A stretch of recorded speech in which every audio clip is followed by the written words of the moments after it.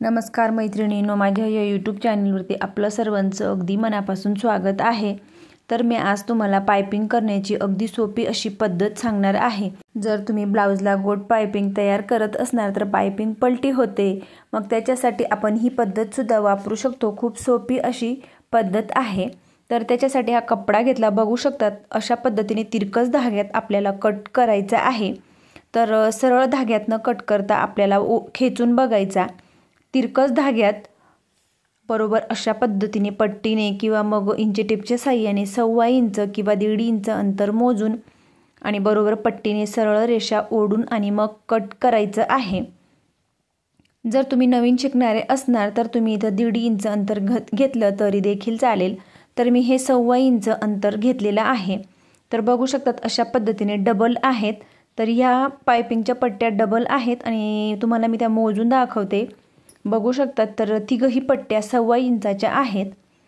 त्या आपल्याला अशा पद्धतीने तिरकस कट करायच्या आहेत, एका बाजूला आणि दुसऱ्या बाजूला सुद्धा दोघही बाजूंना तिरकस कट करून घ्यायचं आहे। तर त्याच्यासाठी मैत्रिणींनो व्हिडिओ स्किप न करता पूर्ण बघा आणि व्हिडिओ आवडल्यास लाईक करून चॅनलला सबस्क्राईब करा।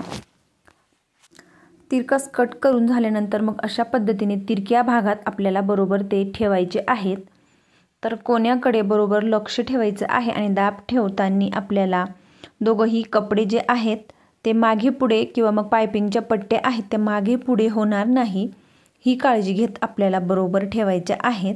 तर अशा पद्धतीने सर्व पायपिंगच्या ज्या काही पट्ट्या आहेत तर मी त्या जोडून घेतल्या आणि त्याच्यानंतर मग आपल्याला अशा पद्धतीने फोल्ड करायची। फोल्ड झाल्यानंतर जी काही ओपन बाजू आहे तर त्या बाजूला नाही, जी बंद बाजू आहे तिच्यावरती आपल्याला दाब ठेवून आणि शिलाई मारून घ्यायची आहे। तर बघू शकतात अजिबात कुठेही न खेचता मी जी बंद बाजू आहे तिच्याकडे मी शिलाई मारून घेत आहे। तर पूर्ण पायपिंगच्या पट्टीला आपल्याला सेम याच पद्धतीने अजिबात न खेचता शिलाई करून घेतली आणि जो काही थोडाफार एक्स्ट्राचा भाग मागे पुढे झालेला असेल तर तो मी सरळ धाग्यात कट केला आणि पूर्ण पट्टी चेक करून घेतली। बघू शकतात जो काही एक्स्ट्राचा थोडाफार भाग मी पूर्ण कट केला। त्याच्यानंतर मग जी काही पायपिंगची पट्टी आहे तर ती जी काही ओपन बाजू आहे ती आपल्याला बरोबर गळ्याकडच्या बाजूला अशा पद्धतीने ठेवायची आहे।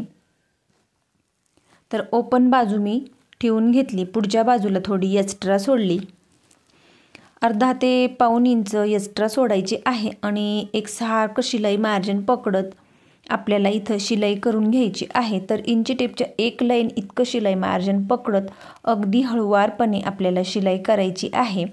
तर पायपिंग करत असताना आपलं पूर्ण लक्ष दाबकडे ठेवायचं आहे, जेणेकरून शिलाई मार्जिन कमी जास्त होणार नाही आणि आपण जो काही गोट पायपिंग तयार करू ती जाड किंवा बारीक होणार नाही। तर आपल्याला ब्लाउजला पायपिंग करत असताना केव्हाही घाई अजिबात करायची नाही, अगदी थोडं थोडं पकडत आपल्याला पायपिंग करायची आहे। पायपिंग करायच्या 2-3 पद्धती आहेत, त्यातील ही पद्धत सुद्धा खूपच सोपी अशी आहे। तर पायपिंग करताना अगदी थोडं थोडं पकडतच आपल्याला पायपिंग करायची आहे। तर शिलाई करत असताना आपल्याला पूर्ण लक्ष आपलं दाबकडे असू द्यायचं आहे, कारण शिलाई कमी जास्त झाल्यामुळे पायपिंगचा जो काही गोट आहे तो जाड बारीक येऊ शकतो। त्याच्यासाठी मग आपल्याला पूर्ण लक्ष दाबकडे असू द्यायचं आहे आणि अगदी थोडं थोडं पकडत एक लाईन इतकं शिलाई मार्जिन सोडत आपल्याला अशा पद्धतीने शिलाई करून घ्यायची। त्याच्यानंतर अर्धा पाऊण इंच पुढच्या भागात एक्स्ट्रा सोडून आणि बघू शकतात अशा पद्धतीने दोघही बाजूंना आपल्याला चेक करून घ्यायचं। दोघही बाजूंचे पार्ट हे शिलाईमध्ये दाबले गेले आहेत किंवा नाही हे पूर्ण ब्लाउजला आपल्याला चेक करून घ्यायचे आहेत। त्याच्यानंतर एक्स्ट्राचे धागे वगैरे किंवा मग जो काही भाग कमी जास्त वाटत असेल तो आपल्याला बरोबर कट करायचा आहे आणि एकसारखं शिलाई मार्जिन आपल्याला इथं राहू द्यायचं आहे। बघू शकता थोडाफार भाग कमी जास्त झाला तर तुम्ही कट केला। मग नंतर आपल्याला पायपिंगचा गोट करत असताना डायरेक्ट आपल्याला कडेपासून न करता जो काही गोल आकार आहे तिथून आपल्याला थोडंसा बरोबर अशा पद्धतीने पकडून घ्यायचं आहे आणि मग आपल्याला पायपिंगचा गोट तयार करून आणि त्याच्यावरती शिलाई करून घ्यायची आहे। बघू शकतात मी थोडं गोल आकार आहे तिथून मागून मी जो काही भाग आहे तो आतमध्ये फोल्ड केला आणि बरोबर अगदी पायपिंगच्या पोटाशी आपल्याला शिलाई करून घ्यायची आहे। तर पायपिंगच्या पोटाशी शिलाई करत असताना इथंसुद्धा मी अगदी थोडं थोडं पकडत आणि पायपिंग करून घेत आहे. खालच्या बाजूला सुद्धा आपल्याला चेक करून घ्यायचं आहे की आपण जो भाग फोल्ड केला तो आतमध्ये जी काही पायपिंगचा गोट आहे त्याच्या खाली बरोबर दाबला जात आहे किंवा नाही हे चेक करायचं आहे.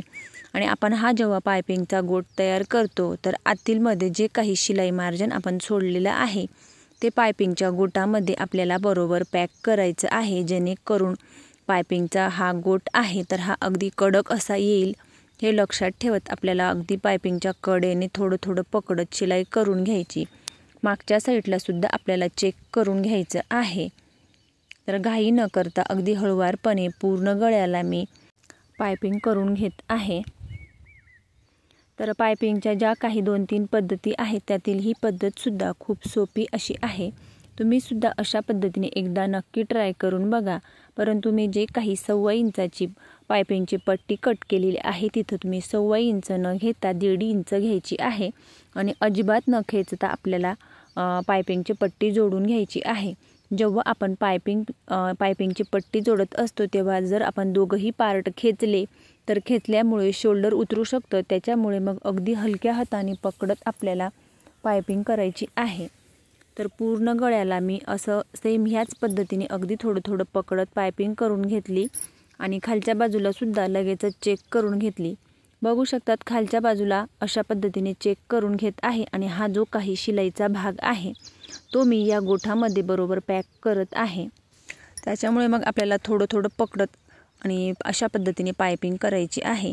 तर पायपिंग करत असताना किंवा मग शिलाई करत असताना आपलं पूर्ण लक्ष हे दाबकडेच ठेवायचं आहे.